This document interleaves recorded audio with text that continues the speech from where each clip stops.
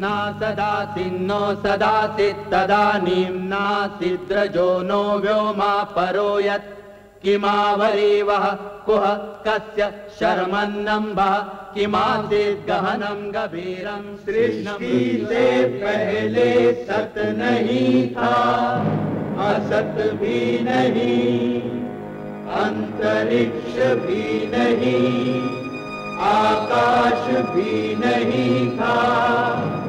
छिपा था क्या, कहाँ, किसने ढका था?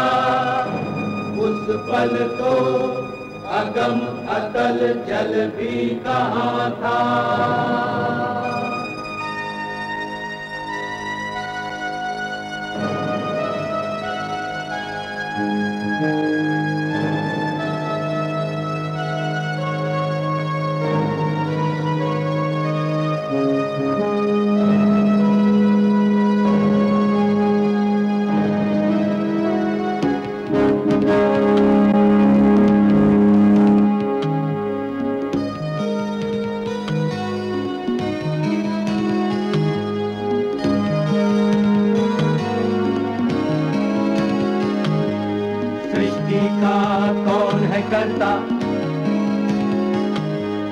करता है वाह करता, ऊंचे आकाश में रहता, सदा अध्यक्ष बना रहता।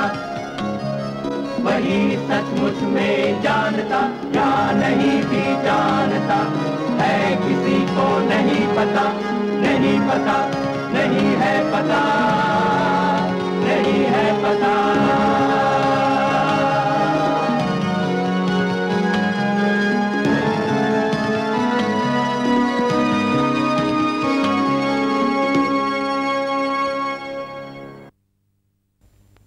अंग्रेजी हुकूमत और तालीम की वजह से उभरने वाले नए बुर्जुआई तबके में ज्यादातर ऊंची जात के हिंदू ही थे, जिन्होंने दलितों पर, जो ज्यादातर खेतीहर मजदूर थे, अपने अत्याचार जारी रखे। पुराने अंधविश्वास और कुसंस्कार, जिनकी बुराइयां सब जानते थे, जानबूझकर कायम रखे गए।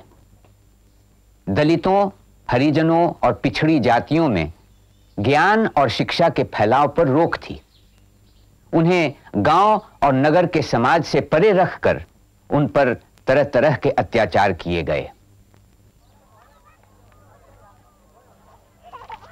ब्रिटिश राज और पश्चिमी उदार मतों और बुद्धिवादी विचारों के फैलाव ने जाति प्रथा के सामने नए सवाल पैदा कर दिए थे। इसका नतीजा यह हुआ कि सुधार का आंदोलन जोर पकड़ने लगा। इस आंदोलन की नींव डालने वालों में एक थे पूना के ज्योतिराव फुले, जिन्होंने सन 1873 में सत्य शोधक समाज की स्थापना की, जिसका लक्ष्य था मनुष्य मात्र के बड़प्पन को जात पात के बंधन से दूर रखकर प्रतिष्ठा दिलवाना। दादा, भिंडे साहब का मकान कौन सा है? यही तो सामने वाला। यही ना? माली जाति में जन्मे ज्योतिराव फुले ने गैर ब्राह्मणों में शिक्षा के प्रसार की जरूरत महसूस की और सन 1848 में पूना में पिछड़ी जाति वालों के लिए एक पाठशाला खोल दी।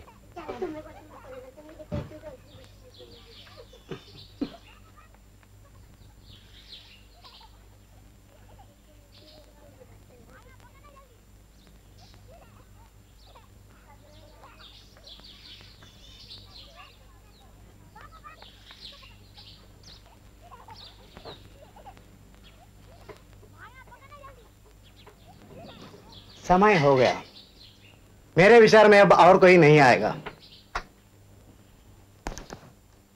दोस्तों, बच्चों, इस पाठशाला का औपचारिक उद्घाटन करने से पहले मैं हम लोगों की तरफ से उन सभी का आभार मानता हूं जिन्होंने हमारे लक्ष्य को पूरा करने की दिशा में हमारी सहायता की है। सबसे पहले मैं श्रीयुत भिड़े साहब का आभारी हूं, जिन्होंने हमें इस कोठरी में पाठशाला चलाने की अनुमति दी। मैं उन मिशनरी अध्यापकों का भी आभारी हूं, जिन्होंने हमें तरह तरह से प्रेरणा दी है। और सबसे अंत में मैं अपने ब्राह्मण मित्रों को धन्यवाद देता हूं, जो सनातनी ब्राह्मणों के दबाव में रहते हुए भी हमारे साथ रहे हैं और हमारे उद्देश्य को पूरा करने में मदद दे रहे हैं। अब मैं इस पाठशाला की प्रेरक शक्ति श्रीयुत ज्योतिराव फुले से प्रार्थना करता हूं कि वे पाठशाला का उद्घाटन करें।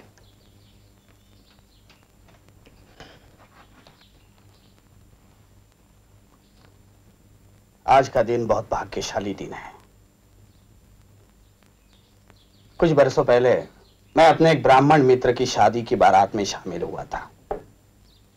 मित्र के रिश्तेदारों ने मुझे देखा और चले जाने को कहकर मेरा अपमान किया था। उन्होंने मुझसे कहा था कि तुम शूद्र हो और शूद्रों को अधिकार नहीं कि ब्राह्मणों के कंधे से कंधा मिलाकर चले। उन्होंने मुझसे कहा कि तेरी वजह से तमाम बारात भ्रष्ट हो रही है। उन्होंने और भी बहुत सी बातें मुझसे कही जिन्हें मैं यहां दोहराना नहीं चाहता, लेकिन उस रात मेरी आंखों में नींद नहीं उतरी। पूरी रात मेरे मन में तरह तरह के सवाल उठते रहे और उसका कोई जवाब मुझे नहीं मिला। धीरे धीरे मेरे मन में यह बात आ गई कि हमें आत्मसम्मान पाने के खातिर संघर्ष करना होगा। इस संघर्ष के लिए हमें अपने पैरों पर खड़ा रहना होगा। हमें हथियार उठाना पड़ेगा, लेकिन लाठी नहीं, तलवार नहीं, तोफ तमचा नहीं, बल्कि ज्ञान, विचार और सही शब्द। और ज्ञान, विचार और शब्द शिक्षा के बल पर ही मिल सकते हैं। क्या भट्ट पुरोहित हमें शिक्षा देंगे? नहीं देंगे, क्योंकि वे अपने हाथों से ऐसा हथियार हमें नहीं सौंपेंगे। इसलिए हमें खुद अपने को शिक्षित करना पड़ेगा। मेरी पत्नी सावित्री मेरी पहली शिष्या है। अब वो तुम्हें पढ़ाने में मेरी मदद करेंगे। हम इस तरह ज्ञान फैलाएंगे, क्योंकि ज्ञान ही वो दौलत है जिसे आपस में बांटना बहुत जरूरी है। यह हमारी पहली पाठशाला है जो छोटी जाति की लड़कियों के लिए खोली गई है। यहां लड़कों का हम स्वागत करेंगे, लेकिन हमारा विश्वास है कि लड़कियां ही आगे चलकर हमारी भावी पीढ़ी को आकार देगी। विरोध तो इस काम का होगा ही, लेकिन हमें साहस के साथ काम को आगे बढ़ाना है, क्योंकि हम सही रास्ते पर चल रहे हैं। मैं शुभकामना व्यक्त करता हूं कि आप लोग शिक्षा पाने में सफल हो।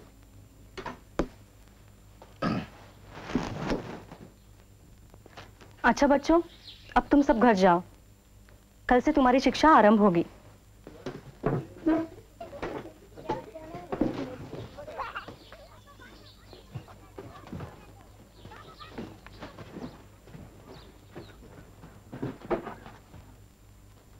इसे रोज रोज लाना जी।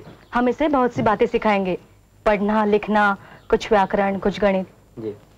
इसे रोज लाओगे ना? जी रोज लाए।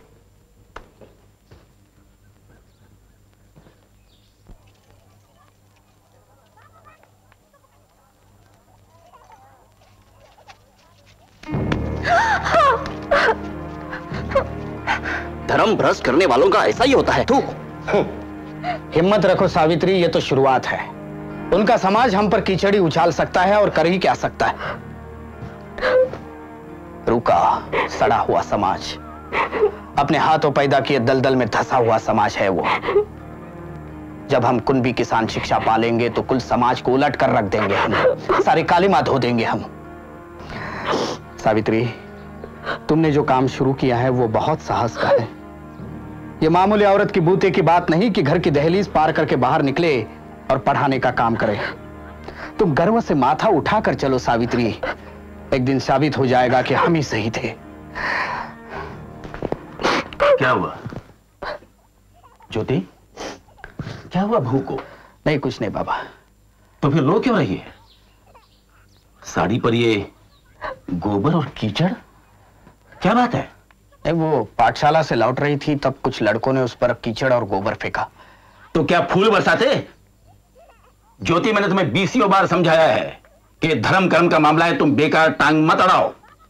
शूद्रों को और औरतों को पढ़ने लिखने का अधिकार नहीं है, लेकिन तुम मानते ही नहीं।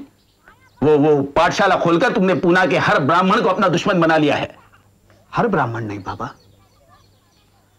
कुछ समझदार ब्राह्मण हमारे साथ भी हैं। तुम्हें पढ़ने के लिए स्कूल भेजा, वही मैंने गलती की। उन पादरी मास्टरों ने तुम्हारा दिमाग खराब करके रख दिया है। उसी वक्त मैं अपने समाज के लोगों की बात मान लेता तो आज ये दिन देखना ना पड़ता। अरे तुम्हें करना हो तो करो, जिद्दी आदमी ठहरे, लेकिन मेरी बहू को उसमें क्यों घसीटते हो? क्योंकि शिक्षा ही इस देश को और हमारे धर्म को बचा सकती है। यह तभी हो सकता है जब हर एक को शिक्षा पाने का मौका मिले। मैं अपने धर्म को भ्रष्ट नहीं कर रहा हूं बाबा, मैं उसे सुधारना चाहता हूं। मैं आप ही से पूछता हूं कि यह कानून किसने बनाया है कि सिर्फ ब्राह्मणों को पढ़ने का अधिकार है और शूद्रों को नहीं है? यह ब्राह्मणों का बनाया हुआ कानून है, नहीं है? यह सब भगवान की आज्ञा है। भगवान को इसमें क्यों घसीटते हैं आप? हा? किसी भी देश में किसी भी धर्म की कोई किताब भगवान ने कभी नहीं लिखी। हर किताब मनुष्य ने लिखी है और धर्म पंडितों ने बार बार कहकर यह बात हमारे दिमाग में भर दी है कि यह भगवान की आज्ञा है, ताकि हम कोई सवाल नहीं उठा सके। देखो, शूद्रों और औरतों को भगवान के नाम पर दबाया गया है और कुछ नहीं है। देखो ज्योति, मैं तुमसे बहस नहीं करना चाहता। मैं सिर्फ इतना जानता हूं कि हमारे पुरखों ने कुछ नियम बनाए हैं और हमें उनका पालन करना चाहिए, बस। हाँ, मैंने भी एक नियम बनाया है बाबा। मेरे पीछे पीछे आओ, मेरे पीछे पीछे आओ, रुको नहीं तुम मत घबराओ, धिक्कारो मनु की आज्ञाएं, शिक्षा पाओ और दिलाओ, शिक्षा का आनंद महान, ज्योति का कहना लो मान। बकवास। उन गिरस्तानी स्कूलों के मास्टरों ने तुम्हारे दिमाग में ये खुराफात भर दी है। और फिर किसी ने आपको यह भी बताया होगा कि मैं ईसाई बन रहा हूं। क्या? ईसाई? सच। धर्म बदलना समस्या का कोई हल नहीं है। हालांकि ईसाई धर्म की कई बातें मुझे सही और सच जान पड़ती है, फिर भी मैं हिंदू ही बना रहना चाहता हूं, क्योंकि मैं हिंदुओं के विचार में सुधार लाना चाहता हूं। देखो ज्योति, मैं एक ही बात समझता हूं, और वो ये है कि तुम्हारी वो पाठशाला बंद होनी चाहिए और बहू का पढ़ाना भी खत्म होना चाहिए। नहीं, ये नहीं हो सकता। सब हो सकता है। देखो ज्योति, मैं तुम्हें आखिरी बार बता देता हूं कि अगर तुमने मेरी और अन्य लोगों की आज्ञा का पालन नहीं किया तो तुम्हें और तुम्हारी पत्नी के लिए इस मकान में कोई जगह नहीं है। तुम्हें यह मकान छोड़ना पड़ेगा। जैसे आपकी मर्जी।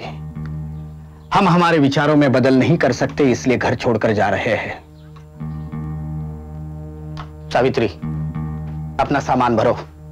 मैंने तुम्हें पहले ही कहा था कि यह तो सिर्फ शुरुआत है। भरो सामान जल्दी।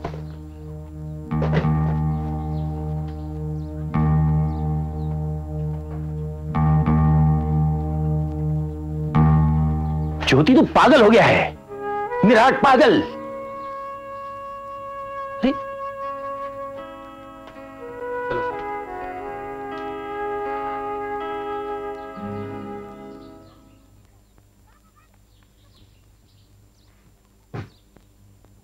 ज्योतिबा? कौन? ओ, आइए आइए अन्ना साहब चिपलूनकर, आइए विराजिए। ज्योतिबा, हमने आपके कष्टों के बारे में सुना, बहुत दुख हुआ। ये तो होना ही था अन्ना साहब। मुझे तो इस बात का बहुत बुरा लगा कि हमारी पाठशाला बंद हो गई। यहां रहकर उसे चला पाना भी बहुत मुश्किल था, लेकिन हम लोग जल्दी नई पाठशाला खोलेंगे। ये तो बहुत अच्छी बात है। हम आपसे मदद मांगने आए थे। कहिए। वही दक्षिणा प्राइज कमेटी वाला बखेड़ा, कुछ जानकारी रखते हैं आप? हाँ, जानता हूं। पेशवाओं के जमाने से हर साल ब्राह्मणों को खजाने से बतौर दक्षिणा कुछ रकम दी जाती थी। ब्रिटिश सरकार ने इस रिवाज को जारी रखा। सुना है कुछ पढ़े लिखे ब्राह्मण चाहते हैं कि दक्षिणा की रकम मराठी लेखकों को दी जाए, ऐसे उठाकर अहरे गहरे ब्राह्मणों को न दी जाए। और यह भी सुना है कि इस बाबत गवर्नर के पास अर्जी भी भेजी गई है। ठीक है ना? जी हाँ, बिल्कुल ठीक। लेकिन आपका उससे क्या संबंध? मैंने उस अर्जी पर गोपाल हरि देशमुख, विष्णुपंत रानाडे और विष्णुपंत भिंडे के दस्तखत लिए हैं। तो फिर झगड़ा यह पड़ गया है कि सनातनी ब्राह्मण इसका कट्टर विरोध कर रहे हैं। उन्होंने गवर्नर को लिखा है कि दक्षिणा का मामला धार्मिक है और गवर्नर को इसमें हस्तक्षेप नहीं करना चाहिए। सनातनी लोग चाहते हैं कि सड़े गिले रिवाज बरकरार रहे। क्या धार्मिक गर्व है, क्या देशभक्ति है। और यही लोग ब्रिटिशों को मार भगाने की डिंग हाँकते हैं। अपने को तो इतना सा भी नहीं बदलेंगे, लेकिन अंग्रेजों का तख्ता पलटेंगे और मेरे बारे में कहते फिरेंगे कि मैं देशद्रोही हूं। खैर छोड़िए, मेरे योग्य क्या सेवा है। हमारा ख्याल है कि अगर अर्जी पर आपका नाम रहेगा तो सनातनियों को 10 बार सोचना पड़ेगा। और मेरा ख्याल है कि सनातनियों का खून और भी खौल उठेगा। लेकिन ज्योतिबा, वो आपसे डरते हैं। अन्ना साहब, अगर आपका ख्याल है कि मेरा नाम देने से आपका काम बन सकता है तो बेखटके मेरे नाम का इस्तेमाल करें। मराठी भाषा का उत्थान मेरी निगाहों में शूद्रों और अतिशूद्रों का उत्थान है। बिल्कुल ठीक। सनातनियों ने उन सभी के खिलाफ कार्यवाही करने की ठानी है जिन्होंने अर्जी पर दस्तखत किए हैं। कल उन्होंने उन सभी को पंचों के सामने बुलाया है कि वो आकर बताएं कि वो संस्कृत का विरोध क्यों कर रहे हैं। अच्छा ज्योतिबा, अर्जी पर दस्तखत करने वाले हम संख्या में बहुत कम हैं और सनातनी तो भीड़ इकट्ठी कर लेंगे। हमें डर है कि कहीं मारपीट ना हो जाए। उसकी चिंता मत कीजिए अन्ना साहब। मैं शूद्र कहलाने वाले 100-200 अखाड़िया पहलवानों को आपके हिफाजत के खातिर रख दूंगा, फिर कोई गड़बड़ी नहीं होगी। लेकिन क्या नजारा होगा, मराठी प्रेमी शूद्रों के संरक्षण में सुधारवादी ब्राह्मणों का जुलूस। कोई बात नहीं, आम आदमी की भाषा को प्रोत्साहन देना हमारा कर्तव्य है। आप चिंता मत कीजिए अन्ना साहब, हम इस दक्षिणा वाली पुरातन रूढ़ी को बंद करके ही रहेंगे। बड़ी शर्म की बात है कि तुम लोगों को रहते जुलूस शांति से निकल गया। अब वो लोग विजय मनाते घूम रहे होंगे। हम उन शूद्रों के साथ अकेले कैसे निपटते? चारों तरफ वही वही दिखाई पड़ रहे थे। और वो फूल वाला फूले वही इन सब बातों की जड़ में है। उसी ने शूद्रों को उकसाया है। उनकी ये हिम्मत। और हमारे बरादरी वाले ब्राह्मण सबके सब भ्रष्ट हो गए। मदद मांगने दौड़े दौड़े उन्हीं के पास जाते हैं। सुना है फुले ने नई पाठशाला खोल दी है। कहां? पुराने गंजपेट में। विष्णु पंत थत्ते नाम का एक ब्राह्मण वहां पढ़ाने भी जाता है। बर्दाश्त की भी एक हद होती है। अब बर्दाश्त नहीं होता। थत्ते मास्टर का जीना मुश्किल कर दो। हर समय दिन हो या रात उसे परेशान करो। जाति द्रोही कहीं का। और वो फूले, वो भी आसमान छूने चला है। अब वक्त आ गया है कि उसका पक्का पूरा बंदोबस्त कर दिया जाए, हमेशा के लिए।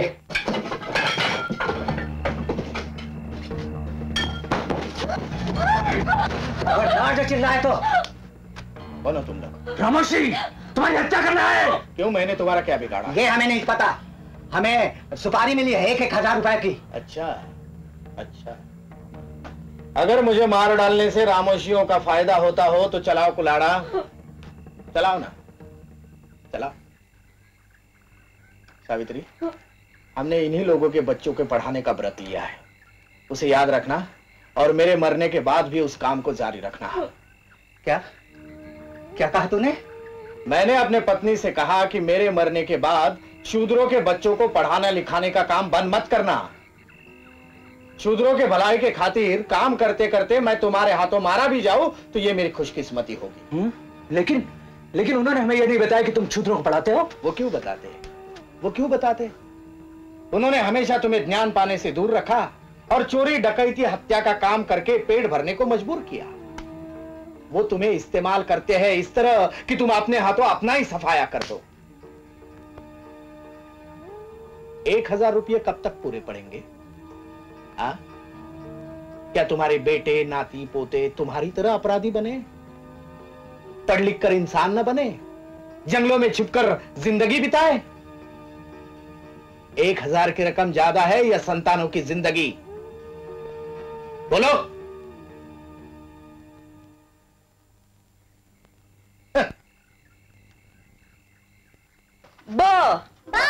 बकरे का ब, न नगाड़े का न, ग गणपति का ग। बोलो।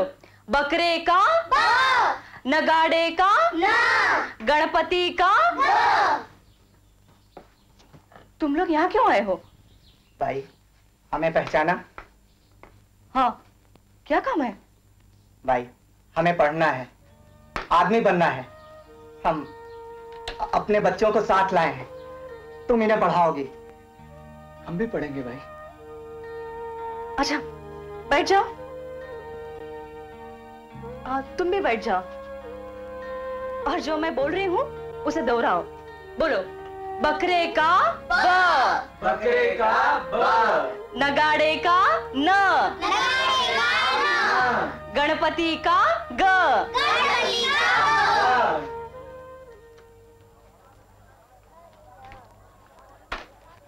सावित्री भाई। अरे सत्य गुरु जी, आप 2 दिन से पाठशाला में पढ़ाने नहीं आए? सब कुछ ठीक तो है ना? ठीक तो क्या, अब घर से पाठशाला तक जाना मुश्किल हो गया है। क्यों, क्या हुआ? कुछ लड़के मेरा पीछा करते हैं, गंदी गंदी गालियां बकते हैं, मारने की धमकी देते हैं। डर लगता है कि कहीं मैं पाठशाला में रहूं और वो मेरे घर जाकर मेरी पत्नी के साथ गाली गलौज करे और तमाशा खड़ा हो जाए। बड़ी आफत है वहां, वो अकेली। तब यही ठीक होगा आप पाठशाला में ना आए। जब तक मामला ठंडा नहीं पड़ जाता हम लोग संभाल लेंगे। नमस्ते। नमस्ते भाई। एक और बात थी। क्या बात है, कहिए। मेरे एक मित्र हैं, बहन उनकी विधवा है। उसके यहाँ एक बखेड़ा खड़ा हो गया है, वो मदद चाहते हैं। कैसा बखेड़ा? अब ये सब सड़क पर कैसे कहूँ? आप मेरे साथ उनके यहाँ चलेंगी? मैं घर पर कह के नहीं आई हूँ। नहीं, ज्यादा देर नहीं लगेगी, यहीं पास ही में रहते हैं वो लोग। मैं आपको बाद में घर पहुंचा दूंगा। चलिए चलिए भाई।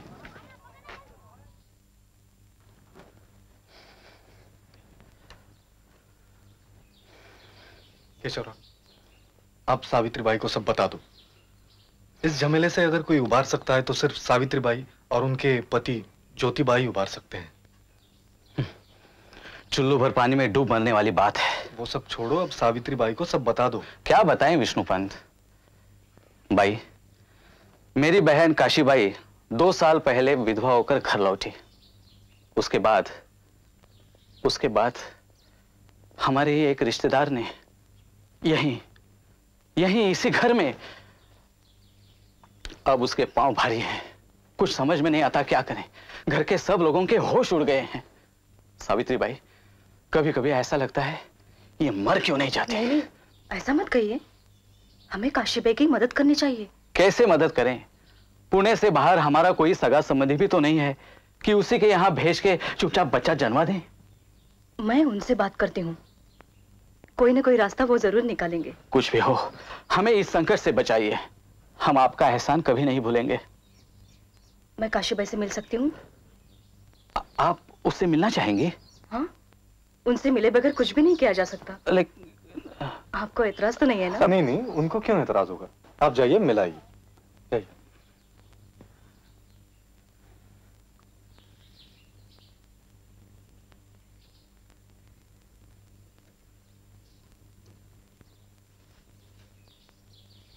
काशीबाई, तबीयत तो ठीक है ना तुम्हारी? मैंने तुम्हारे भाई से बात की है। मैंने उन्हें बताया है कि मैं तुम्हारी और तुम्हारे होने वाले बच्चे की मदद करूंगी। एक चीज को समझ लो काशीबाई, मैं तुम्हारे परिवार को बेइज्जती से बचाने के लिए कुछ भी नहीं कर रही हूं, ना उस मर्द के लिए भी। मैं जो कुछ करूंगी वो तुम्हारे लिए करूंगी। मैं तुम्हारी मदद करना चाहती हूँ।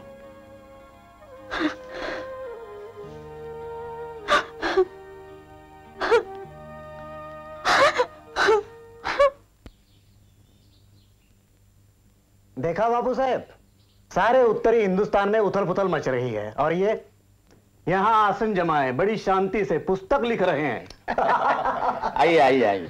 ताता साहब, क्या लिखा जा रहा है? लिख रहा हूं। पुस्तक तो पूरी नहीं हुई लेकिन नाम पक्का कर लिया है।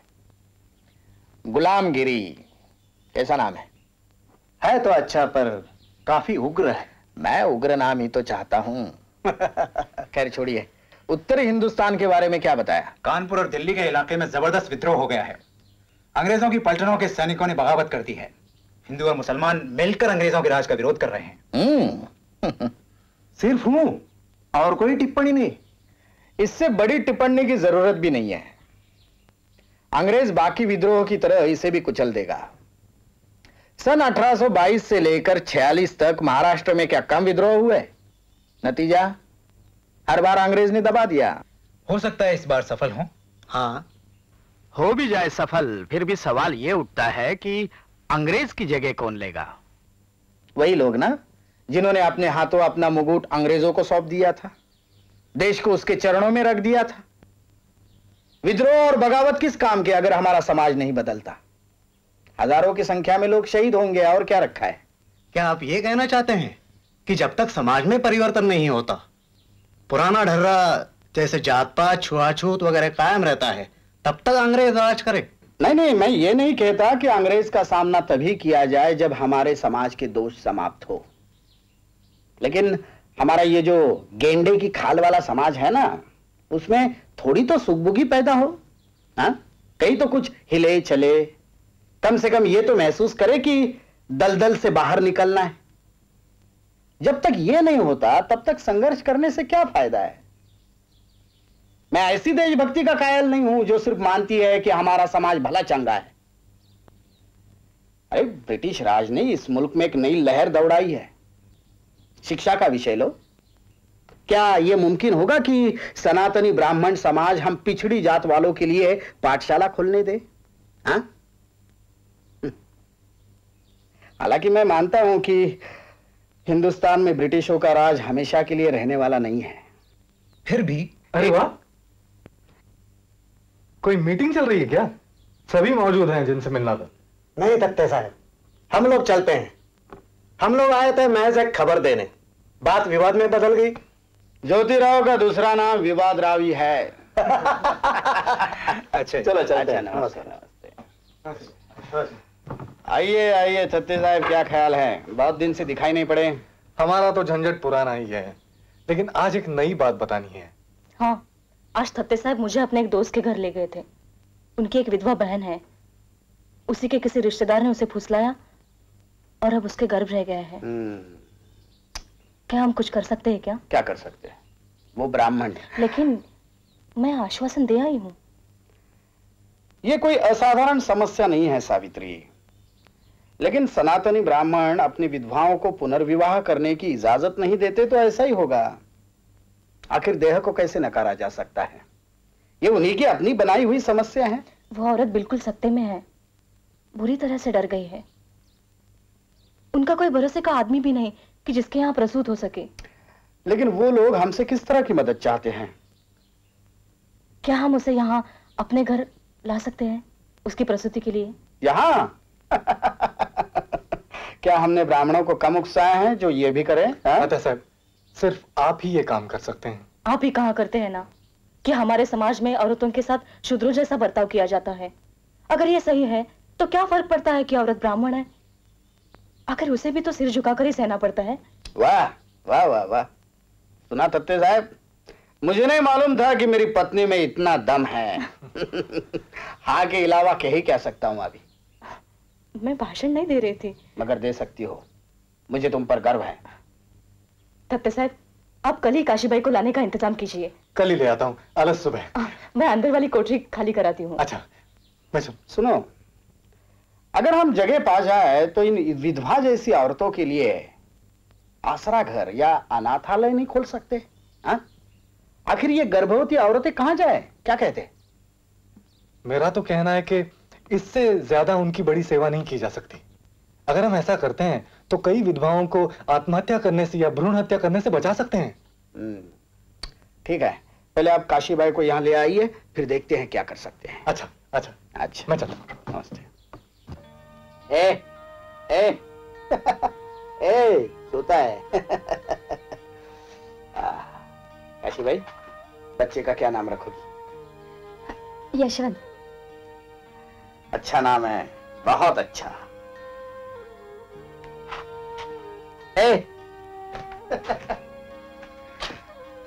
यशवंत बड़ा प्यारा नाम है, क्यों ना मैं उसे गोद ले ले? उसे परिवार चाहिए और हमें बच्चा। हाँ, क्यों नहीं, क्यों नहीं, जरूर।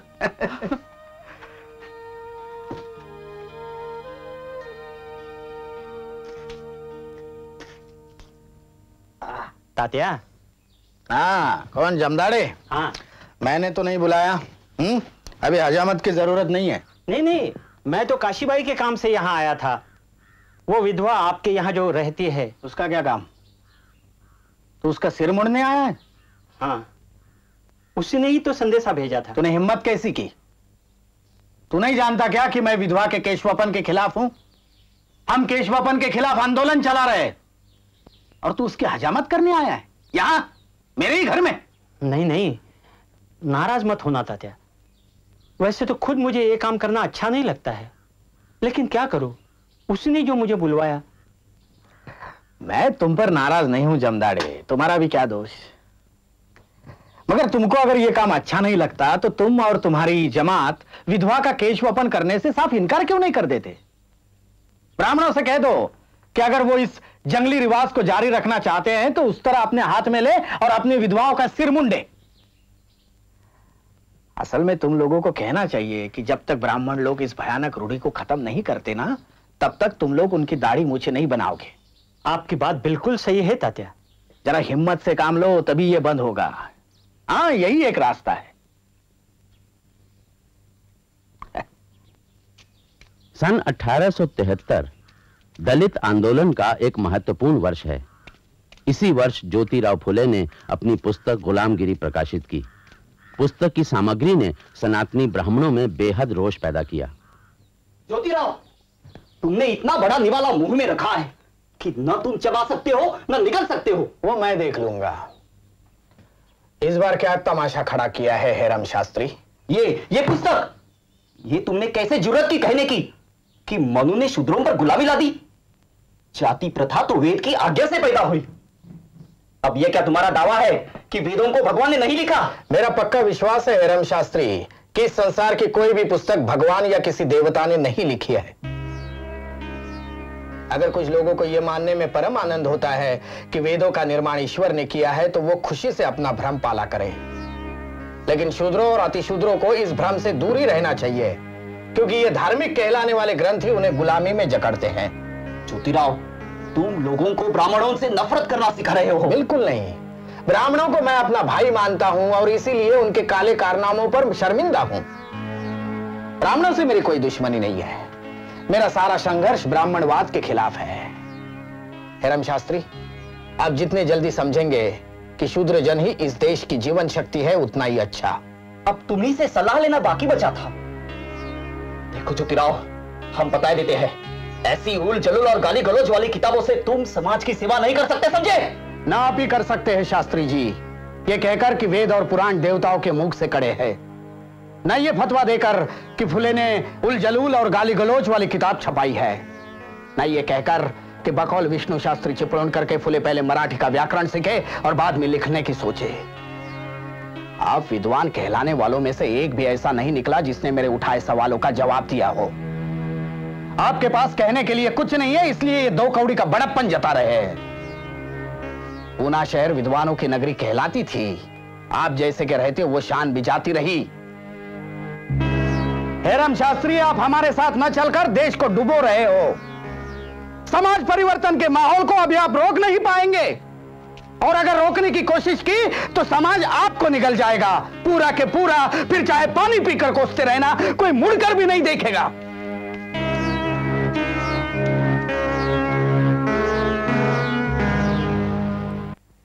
गुलामगिरी पुस्तक की सफलता से उत्साहित होकर ज्योतिबा फुले ने सन 1873 में सत्यशोधक समाज की नींव डाली।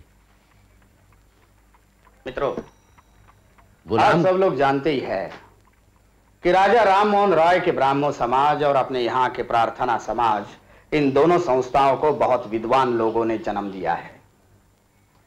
उनका ध्यान ऊंची जाति के सुधार पर लगा हुआ है। वहां 101 बातूनी सुधारवादी जमा हो गए हैं। वर्ण व्यवस्था का असली रूप समझने में, उसे खत्म करने में उनकी कोई दिलचस्पी नहीं है। हालांकि कुछ ऐसे भी लोग हैं जो उन्हें आसमान पर चढ़ा हुआ मानते हैं। तू मेरी तारीफ कर, मैं तेरी वाला मामला दिखाई पड़ता है जैसे कि परस्पर प्रशंसा क्लब हो। तात्या साहब, जरा मुद्दा स्पष्ट करें। हाँ, जरूर जरूर। आप श्रीयुत महादेव गोविंद रानड़े को जानते होंगे, एक प्रसिद्ध सुधारवादी है। मेरी उनसे एक बार बातचीत हुई। राव साहब, मैं आपके दूसरे विवाह के सिलसिले में अभिनंदन करने आने वाला था, लेकिन मन नहीं हुआ। अब महाराष्ट्र के सुधारवादियों के नेता है, अगर उद्दंडता माने तो क्षमा करे, लेकिन मेरी समझ में यह बात नहीं आई कि जब आपकी उम्र का पुरुष 11 साल के कन्या के साथ विवाह करता है तो सुधार का काम आगे कैसे बढ़ता है? लोग आपका सम्मान करते हैं, आपको मानते हैं, इसलिए किसी ने कुछ कहने का साहस नहीं किया। मैं ठहरा कुनबी किसान, मैं किसी से नहीं डरता, इसलिए कह रहा हूं। तात्या साहब, आप शायद नहीं जानते, मेरे पिता ने आग्रह किया, इसलिए मुझे विवाह करना पड़ा। हाँ, इसमें कोई शक नहीं कि मेरी पत्नी मुझसे काफी छोटी है। राव साहब, आपका यह विवाह ना आपकी हैसियत से मेल खाता है, ना आपके सामाजिक विचारों से। जब आप ही जैसे सुधारक जो कहते हैं वही नहीं करते, तब आंदोलन 10 साल पिछड़ जाता है। मेरे विचारों में यह उचित नहीं है। मैंने ये आपको 2 साल पहले की घटना सुनाई, इससे मिलती जुलती घटना अभी हाल ही की है। एक श्रीयुत विष्णु शास्त्री पंडित को छोड़ दे तो इन ऊंची जात वाले सुधारवादियों में एक भी ऐसा नहीं है जिसकी कहनी और करनी एक समान हो।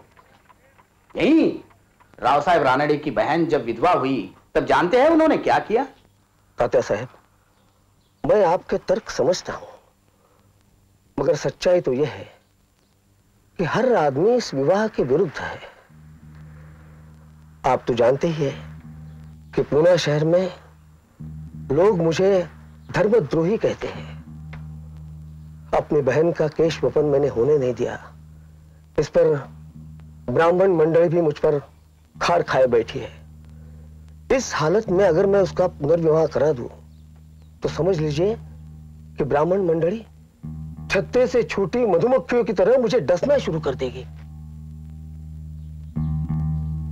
और इससे आप खौफ खा गए और अपनी बहन की जिंदगी बर्बाद करने को तैयार है?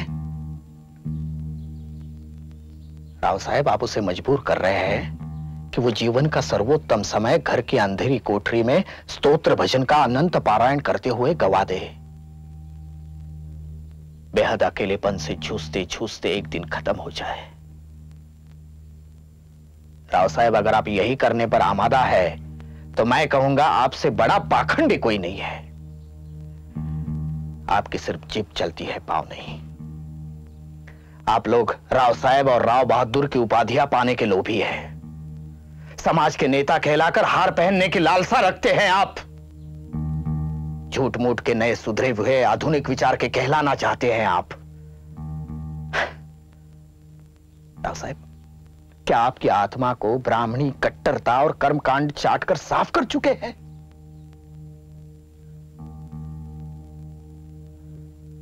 अरे आपसे तो हम कुनबी किसान भले, हमारी कोई औकात नहीं, कोई सामाजिक प्रतिष्ठा नहीं, लेकिन हम लोग जो कहते हैं वही आचरण में उतारते हैं। मुझे बहुत दुख है, बहुत निराशा। मुझे आपसे यह उम्मीद नहीं थी कि आप इस सड़ी गली सामाजिक मान्यताओं के सामने घुटने टेक देंगे। मेरे कहने का मतलब यह है कि ऊंची जात वालों का सुधार आंदोलन में शामिल होना किसी क्लब की गप्पा गोष्ठी में शामिल होने के बराबर है। लोग उनके तारीफ के पुल बांधेंगे, उन पर किताबें लिखेंगे, लेकिन समाज एक कदम भी आगे नहीं बढ़ेगा। समाज को आगे ले जाने का काम शूद्रों और अतिशूद्रों को ही करना पड़ेगा, और इसी लक्ष्य से सत्य शोधक समाज की स्थापना की जा रही है। मित्रों, मेरी आपसे विनती है कि आप माने ईश्वर एक है और सारे मनुष्य उसके बच्चे हैं। मेरे आपसे प्रार्थना है कि आप अपने और ईश्वर के बीच में किसी को बिचवाई न माने। हमें पंडों पुरोहितों की गरज नहीं है। वो जन्म, विवाह, मरण आदि के नाम पर हमें ठगते हैं, उन्हें हमेशा के लिए हटा दीजिए। एक दिन ऐसा आएगा जब इतिहासकार कहेंगे कि सत्य शोधक समाज भारत की पहली संस्था थी जिन्होंने सही अर्थों में सुधार किए। मित्रों, मेरी आपसे प्रार्थना है कि आप सत्य शोधक समाज के सदस्य बने। आप मुझे कार्यकर्ता दीजिए, जो गांव देहातों में जाकर वर्ण व्यवस्था के प्रति संघर्ष करें। अगर वो गा सकते हैं तो और भी अच्छा है, वो डब पर गाना गाए और हमारा संदेश पहुंचाएं।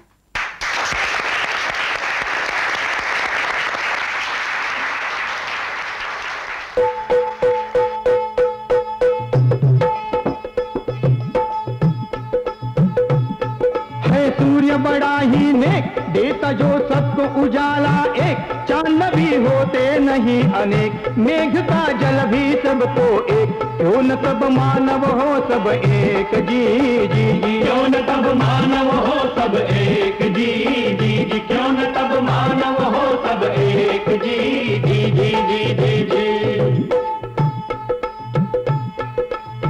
मनुष्य है ईश्वर का वरदान, सभी को सिरजा एक समान, खोखली ब्राह्मणपन की शान, झूठ है छुआछूत की बान, कहे ज्योतिबा सच को पहचान, जी जी जी, कहे ज्योतिबा सच को पहचान, जी जी जी, कहे ज्योतिबा सच को पहचान, जी जी जी जी जी जी।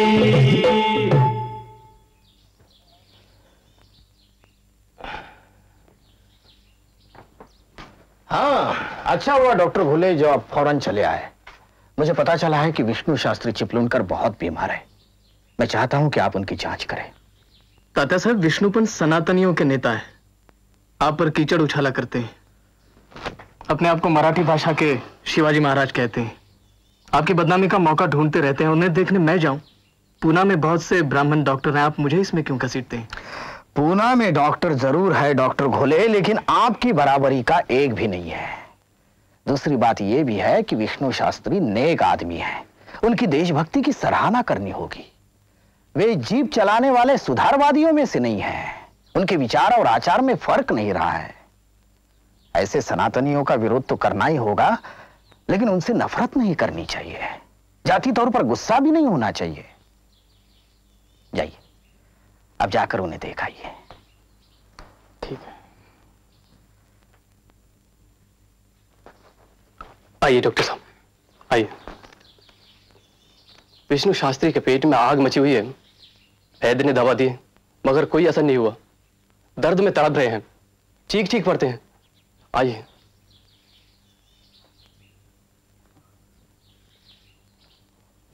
शास्त्री जी, शास्त्री जी, डॉक्टर साहब आए हैं। यही कुंभी डॉक्टर मिला पूरे पूना शहर में? अरे मरना तो मुझे है ही, कम से कम शूद्र की छुई दवा खाकर तो न मरने दो।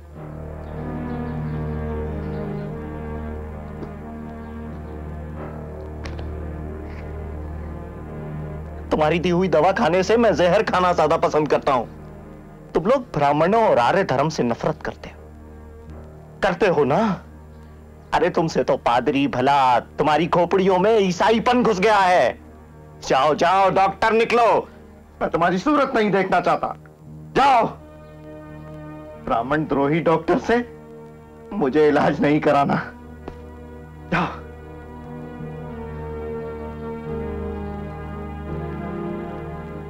माफ कीजिए डॉक्टर घोले, मुझे पहले ही समझना चाहिए था कि विष्णु शास्त्री आपका अपमान कर सकते हैं। खैर, अब तो वो गुजर गए, लेकिन अफवाह यह है कि शास्त्री जी ने जहर खा लिया था। पुलिस उनके घर वालों से सर्टिफिकेट मांग रही है डॉक्टर का कि शास्त्री जी की मौत कुदरती कारणों से हुई है। जब तक सर्टिफिकेट नहीं मिलेगा, उनकी लाश को जलाने की पुलिस इजाजत नहीं देगी। डॉक्टर, मैं आपको और एक बार तकलीफ दूंगा, शायद आपको पसंद ना हो, पर शास्त्री जी का नजरिया संकरा था, ठीक है, लेकिन उनकी निष्ठा निस्संदेह मजबूत थी।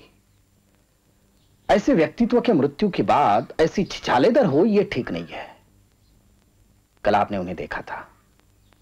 आप सर्टिफिकेट लिख दीजिए कि शास्त्री जी प्रकृति नियमानुसार सिधार गए। तात्या साहब, आपकी सहनशीलता और उदारता की सीमाएं नहीं है। मैं ये सर्टिफिकेट लिख दूंगा, मगर शास्त्री जी ये मेरा सर्टिफिकेट कभी कबूल नहीं करते। मौत ने यह भी समस्या समाप्त कर दी है। मौत के साथ साथ बैर भी मिट जाता है, ये कहावत सिर्फ सुनी थी, पढ़ी थी। मगर आज उसके सजीव दर्शन भी कर लिए। महात्मा ज्योतिबा फूले की जय! महात्मा ज्योतिबा फूले की जय! महात्मा ज्योतिबा फूले की जय! दोस्तों, आप लोगों ने मेरे जैसे गैर पढ़े लिखे और मामूली आदमी के लिए जो प्रेम, जो भक्ति दिखाई है, उसके लिए आभार प्रकट करने को मेरे पास शब्द नहीं है। हाल ही में हरिराव जी के मकान पर ड्यूक और डचेस ऑफ कर्नाटक को बड़ा खाना दिया गया। मुझे भी वहां आमंत्रण देकर बुलाया गया था, लेकिन मुझे अंदर जाने से रोका गया क्योंकि मेरे शरीर पर किसान के मामूली कपड़े थे। बाद में जब हरिराव जी ने मुझे ड्यूक से मिलाया, तब मैंने ड्यूक से कहा कि ये जो सब आप देख रहे हैं वो असली हिंदुस्तान नहीं है।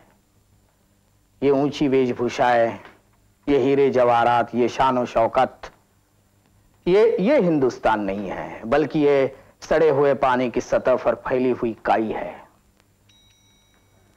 असली हिंदुस्तान, जहां पर आपकी माता रानी विक्टोरिया राज करती है, वो गांव देहातों में है, जहां लाखों भूखे नंगे लोग पेड़ों की साए तले भूख मंगे की जिंदगी गुजार देते हैं, जहां अज्ञान है, जहालत है, जात और धर्म के नाम पर होने वाला शोषण है, जहां अच्छा भला इंसान जानवर की तरह रहने पर मजबूर किया जाता है, वो असली हिंदुस्तान है। मैंने ड्यूक से यह भी कहा कि क्या योर रॉयल हाइनेस आप उस हिंदुस्तान को देखने का कष्ट करेंगे? महात्मा ज्योतिबा फूले की जय! महात्मा ज्योतिबा फूले की जय! महात्मा ज्योतिबा फूले की जय! इन्हीं लाखों लोगों के अधिकारों की मांग पूरी करने के खातिर हमने सत्यशोधक समाज की स्थापना की है, लेकिन अभी तक हमारी मांगें पूरी नहीं हुई है। इसलिए हमें अपने संघर्ष को और भी आगे बढ़ाना है। ऊंची जात वालों ने सार्वजनिक सभा और इंडियन नेशनल कांग्रेस द्वारा हिंदुत्व के नाम पर ज्यादा अधिकार मांगते हुए आंदोलन शुरू किया है। यह अच्छा है। महात्मा ज्योतिबा फुले की सन 1890 में मौत हुई। इसके 30 साल बाद सबकी खातिर अधिकार मांगने के लिए राजनीतिक आंदोलन का उनका सपना तब पूरा हुआ जब महात्मा गांधी के नेतृत्व में इंडियन नेशनल कांग्रेस आम हिंदुस्तानी की संस्था बनी। सन 1932 में जब महात्मा गांधी को यरवड़ा जेल में बंद कर दिया गया, तब उन्होंने ज्योतिबा के सपने को सही मानते हुए कहा था, ज्योतिराव फुले सच्चे अर्थों में महात्मा थे। इसलिए मेरी आपसे विनती है कि आप सत्यशोधक समाज से जुड़े रहिए, सत्यशोधक समाज के काम को आगे बढ़ाइए। अगर हम में एकता रहेगी तो हम समाज को बदल सकते हैं। महात्मा ज्योतिबा फूले की जय! महात्मा ज्योतिबा फूले की जय! महात्मा ज्योतिबा फूले की जय! अगर शूद्र सब मिल के मेहनत करेंगे तो सच है कभी भी न भूखो मरेंगे। तो सच है कभी भी न भूखो मरेंगे। अगर शूद्र बच्चे पढ़ेंगे लिखेंगे तो इंसान की जिंदगी वो जिएंगे। तो इंसान की जिंदगी वो जिएंगे। भरा दुर्गुणों से उसे भीख मत दो, शराबी जुआरी को आश्रय नहीं दो। जो चूसे लहू धर्म कहते न उसको, सिखाए जो नफरत नहीं धर्म है वो। सिखाए जो नफरत नहीं धर्म है वो। मुसलमान हो शूद्र हो या ईसाई, सभी उसके बंदे सभी भाई भाई। सभी उसके बंदे सभी भाई भाई। ये ऊंचा ये नीचा यही है बुराई, नहीं देश की इससे होगी भलाई। नहीं देश की इससे होगी भलाई। जहाँ सत्य रहता वहीं पर तो ईश्वर, जहाँ पर है ईश्वर है आनंद वहीं पर। जहाँ पर है ईश्वर है आनंद वहीं पर। बिना ज्ञान के सत्य पावो तो क्यों कर, है शिक्षा दिलाती सदा ज्ञान कावर। है शिक्षा दिलाती सदा ज्ञान कावर। है शिक्षा दिलाती सदा ज्ञान कावर। है शिक्षा दिलाती सदा ज्ञान का बल। जाति प्रथा की वजह से माजी में कई जन समूहों पर अत्याचार तो होते आए हैं, साथ ही साथ दिमागी काम और हाथ की कारीगरी में फासला रहा है। दर्शन और फलसफे का आम जिंदगी से कोई ताल्लुक नहीं रहा है। हमें इस जहनियत को पूरी तरह बदलना होगा, क्योंकि ये आधुनिक हालात और जमहूरी असूल के बिल्कुल खिलाफ है। जमाना बराबरी के हक में है और कम से कम हिंदुस्तान में बराबरी हमारी मंजिल होनी चाहिए। हिरण्यगर्भात् समवर्तताग्रे भूतस्य जातः पतिरेक आसीत् सदाधार पृथिवीं द्यामुते मां कस्मै देवाय हविषा विधेम। वह था हिरण्यगर्भ सृष्टि से पहले विद्यमान, वही तो सारे भूत जात का स्वामी महान, जो है अस्तित्वमान धरती आसमान धारण कर। ऐसे किस देवता की उपासना करें हम हवि देकर, जिसके बल पर तेजोमय है अंबर, पृथ्वी हरी भरी स्थापित सिर, स्वर्ग और सूरज भी स्थिर। ऐसे किस देवता की उपासना करें हम हवि देकर, गर्भ में अपने अग्नि धारण कर पैदा कर, व्यापा था जल इधर उधर नीचे ऊपर, जगा जो देवों का एकमेव प्राण बनकर। ऐसे किस देवता की उपासना करें हम हवि देकर। ओ सृष्टि निर्माता स्वर्ग रचयिता पूर्वज रक्षा कर, सत्य धर्म पालक अतुल जल नियामक रक्षा कर। फैली है दिशाएं बाहु जैसी उसकी सब में सब पर, ऐसे ही देवता की उपासना करें हम हवि देकर।